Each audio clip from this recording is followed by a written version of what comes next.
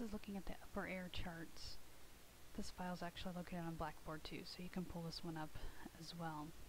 But looking at different upper air charts, each one's different. The ones from the AMS aren't color-coded, and the ones that I've used in this are from the rap.u car weather site, so they're color-coded, which makes them a little easier to see.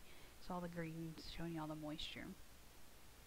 Here's all the written stuff that you're going to look at for each map is really good for. Each map can be used for other things, but looking at it just in terms of severe weather. The 850 millibar weather map will show you where the moisture is, which is all the greens. The darker the green, the more moisture present. It shows you the winds. What's important about this area is if you're looking for severe weather in the Midwest, you're going to look for a strong flow of moisture up into the Midwest, and that's going to be what they call low-level jet. And it'll be coming usually somewhere out of Texas.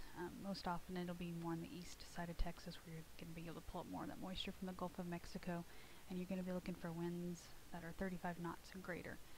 The more wind that's coming from Texas on up, so basically a southern wind, the more moisture it's going to be pulled up into the Midwest. Looking at, Tornado Alley being what's good if you're looking at for having severe weather and potential tornadoes.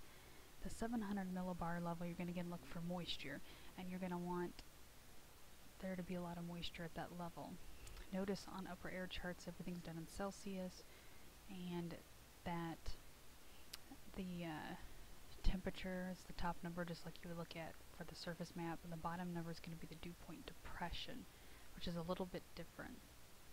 So the dew point depression is the difference between the temperature and the dew point, so the actual dew point, but the number is going to be listed as the depression.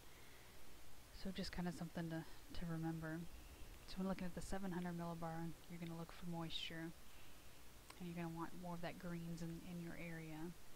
That's the best thing. This is, the 700 is for. You're still going to want to make sure you've got a trough that's on the west coast. 500 millibars, you're going to want a trough moving inland, so from the west coast moving on to the actual coastline. And you're going to want to have what they call cold air advection. So you want the air to be -9 or colder. That would be cold air advection. You're not going to get severe weather, especially severe weather with tornadoes, if you don't have cold air at this level. So that's extremely important. You're going to want some winds to be moving into your area as well when you're looking at, let's say we're looking for the Kansas City area to potentially, whether it's going to have severe weather or not. I'm going to look off to the west, and I want there to be this trough, where the jet stream will dip down into that U shape. So I want that to be on the west coast, and then I want the winds to start to pick up just to my west-southwest. That would be good indications that the atmosphere is setting up. Basically, you want this trough to be at different parts or different locations as you go from the surface on up to where the jet stream level actually is. The 300 millibar level, which is the one that's shown here at the bottom, you're looking for again another trough to be in the west coast. Also, the next thing you want to look at for the 300 millibar level is you want what they call divergence. So basically these contour lines start to split apart. Where they start to split apart, that tells you there's some lift, so some atmospheric lift underneath it, which is good for cloud development and thus eventually thunderstorms. You're looking at a situation that would have it like springtime.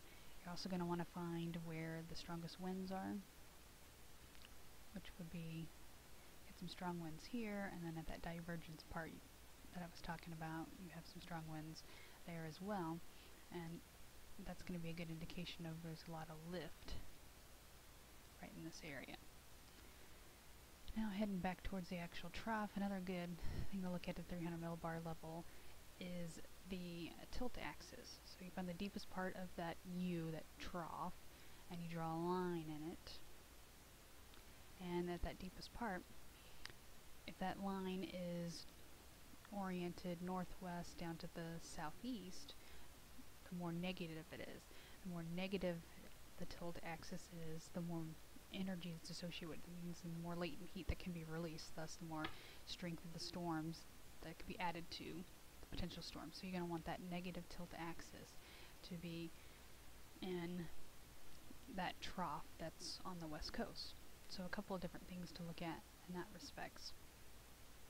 I grabbed two maps. This is just like what's in your lab, where I have a surface map and then the corresponding 500 millibar level map.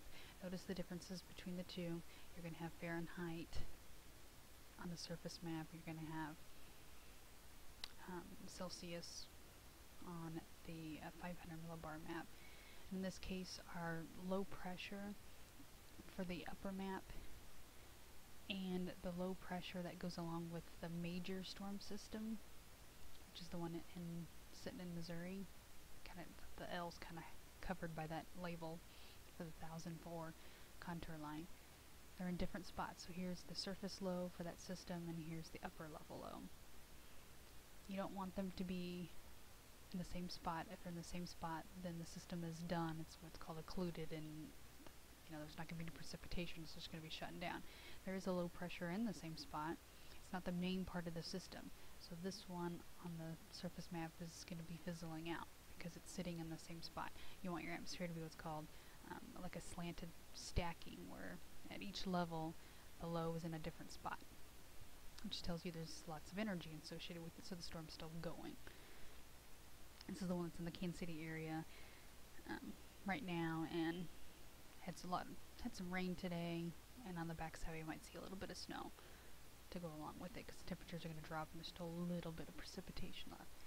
But again, looking at the differences between the two, again, your low for your storm system at the surface and in the upper levels need to be in different spots, and they are in this case for the one we're looking at in Missouri, not the one in the mid part of Kansas. Notice the winds are much stronger on the 500 millibar level map. As you go up, the winds increase in speeds because friction with the ground and trees and buildings and all that stuff isn't there the further up you go.